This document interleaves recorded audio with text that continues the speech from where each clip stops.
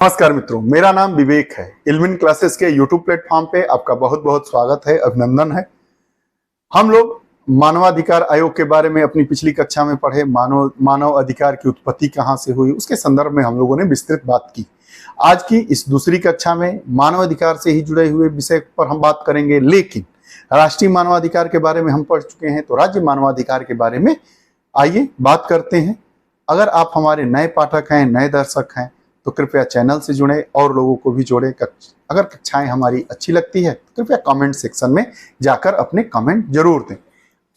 आज की ये हमारी जीके जीएस की जो कक्षा है, यूपी पुलिस कांस्टेबल का जो री एग्जाम होगा उसको दृष्टिगत रखते हुए किया जाएगा। और यूपी पुलिस कांस्टेबल के सिलेबस में जितने टॉपिक हैं जीके जीएस के, उन सभी टॉपिकों को हम लोग लेंगे और इसी उद्देश्य के साथ कक्षा बनाई जाती है, उसको संचालित की जाती है कि इससे इतर आपके प्रश्न परीक्षा में न पूछे जाएं। राज्य मानवाधिकार आयोग, आइए बात कर आयोग राज्य मानवाधिकार आयोग के गठन के बारे में बात कर लेते हैं।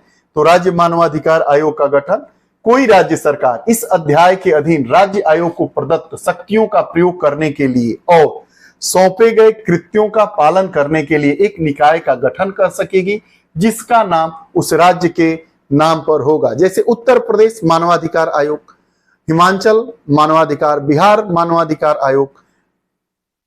ये बात हो गई गठन की। आगे राज्य आयोग ऐसी तारीख से जो राज्य सरकार अधिसूचना द्वारा विनिर्दिष्ट करे, निम्नलिखित से मिलकर बनेगा। अब राज्य आयोग कैसे बनेगा, राज्य मानवाधिकार आयोग कैसे बनेगा, देखिए उसके बारे में बात कर लेते हैं। एक अध्यक्ष होंगे जो किसी उच्च न्यायालय का मुख्य न्यायमूर्ति होंगे।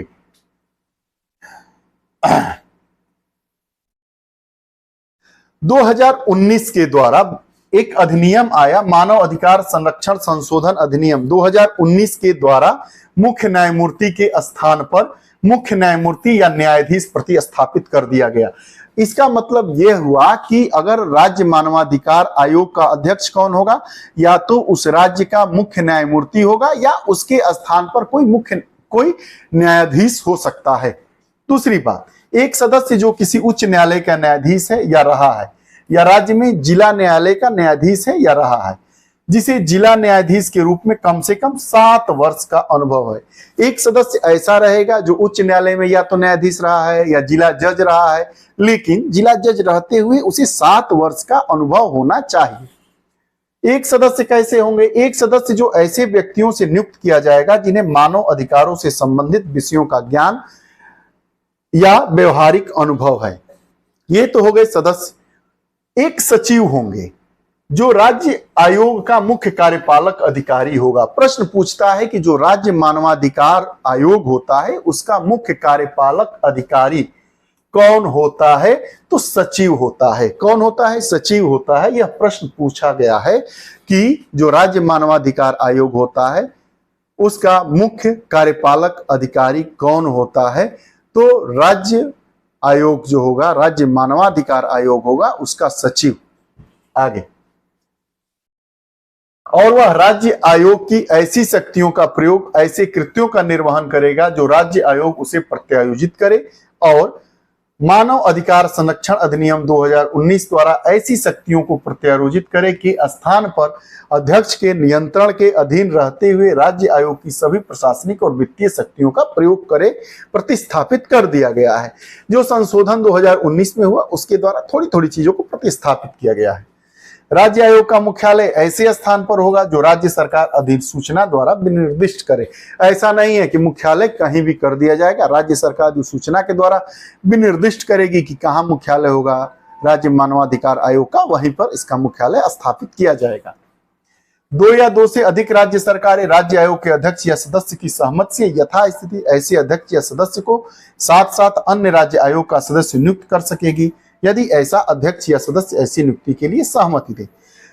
2 या 2 से अधिक राज्य सरकारें भी ऐसे सदस्य की नियुक्ति या अध्यक्ष की नियुक्ति कर देगी अगर वैसी सहमति दोनों राज्यों में बनता है। अधिकार आयोग के अध्यक्ष और सदस्यों की नियुक्ति कौन करता है, राज्यपाल अपने हस्ताक्षर और मुद्रा सहित अधिपत्र के द्वारा। देखिए, राष्ट्रीय मानवाधिकार आयोग के अध्यक्ष और सदस्यों की नियुक्ति कौन करेगा, राष्ट्रपति करेगा प्रधानमंत्री की सिफारिश पर। लेकिन प्रधानमंत्री केवल सिफारिश नहीं करेगा, प्रधानमंत्री की अध्यक्षता वाली उच्च स्तरीय समिति बनेगी। उसकी सिफारिश पर राष्ट्रपति के द्वारा राज्य मानवाधिकार आयोग के सदस्यों की नियुक्ति की जाती है। वहीं राज्यपाल अपने हस्ताक्षर और मुद्रा सहित अधिपत्र द्वारा अध्यक्ष और सदस्यों को नियुक्त करता है, परंतु इस उपधारा के अधीन प्रत्येक नियुक्ति ऐसी समिति की सिफारिश प्राप्त होने के पश्चात की जाएगी जो निम्नलिखित से मिलकर बनेगी। बात वही हो गई, केंद्र के समान ही है। जैसे राष्ट्रीय मानवाधिकार आयोग है वैसे ही राज्य मानवाधिकार आयोग के भी अध्यक्ष और सदस्यों की नियुक्ति होगी। मुख्यमंत्री अध्यक्ष होगा, विधानसभा अध्यक्ष सदस्य के रूप में काम करेंगे, उस राज्य के गृह विभाग का भार साधक मंत्री सदस्य होगा, विधानसभा में विपक्ष के नेता भी इस सदस्य होंगे। राज्य आयोग का अध्यक्ष या कोई सदस्य राज्यपाल को संबोधित अपने हस्ताक्षर द्वारा अपना पद त्याग कर सकता है। राष्ट्रीय मानवाधिकार आयोग का अध्यक्ष या सदस्य राष्ट्रपति को लिखित अपने त्याग पत्र के द्वारा पद त्याग देता है। वहीं राज्य मानवाधिकार आयोग का जो सदस्य होगा या अध्यक्ष होगा वह राज्यपाल को लिखित हस्ताक्षर के द्वारा अपना पद त्याग कर सकता है। राज्य आयोग के अध्यक्ष और सदस्यों की पदावधि। राज्य आयोग के अध्यक्ष और सदस्यों की पदावधि अध्यक्ष के रूप में नियुक्त किया गया। बार बार प्रश्न पूछता है कि जो राज्य मानवाधिकार है उसके अध्यक्ष का चयन होता है, निर्वाचन होता है, मनोनयन होता है, नियुक्ति होती है। तो नियुक्ति होती है, अपॉइंटमेंट होता है, या बार बार पूछा जाता है, इसको ध्यान रखिएगा। अपॉइंटमेंट, कोई व्यक्ति अपने पद ग्रहण करने की तारीख से 5 वर्ष की अवधि तक या 70 वर्ष की आयु प्राप्त कर लेने तक, इसमें से जो भी पहले हो अपना पद धारण करेगा।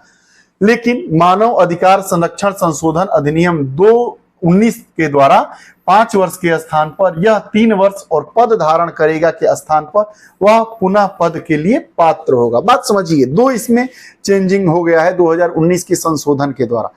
5 वर्ष के स्थान पर 3 वर्ष, 5 वर्ष के स्थान पर 3 वर्ष का कार्यकाल होगा और पद धारण करेगा के स्थान पर पुनः पद धारण कर सकेगा। ऐसा नहीं है कि 3 साल का कार्यकाल खत्म हो जाए उसके बाद नहीं करेगा, नहीं, 3 वर्ष का कार्यकाल समाप्त होने के बाद भी वह अध्यक्ष या सदस्य के रूप में पुनः नियुक्ति का पात्र होगा। आगे, सदस्य के रूप में नियुक्त किया गया कोई व्यक्ति अपने पद ग्रहण की तारीख से 5 वर्ष की अवधि तक अपना पद धारण करेगा तथा 5 वर्ष की और अवधि के लिए पुनर्नियुक्ति का पात्र होगा। लेकिन अब इसे 5 वर्ष के स्थान पर 3 वर्ष कर दिया गया है। ये रही राज्य मानवाधिकार आयोग से जुड़ी हुई बातें। कक्षा आपको हमारी कक्षा कैसी लगती है कृपया कमेंट बॉक्स में अपने विचार दें। पुनः नई कक्षा के साथ उपस्थित होंगे, तब तक के लिए बहुत बहुत धन्यवाद। नमस्कार।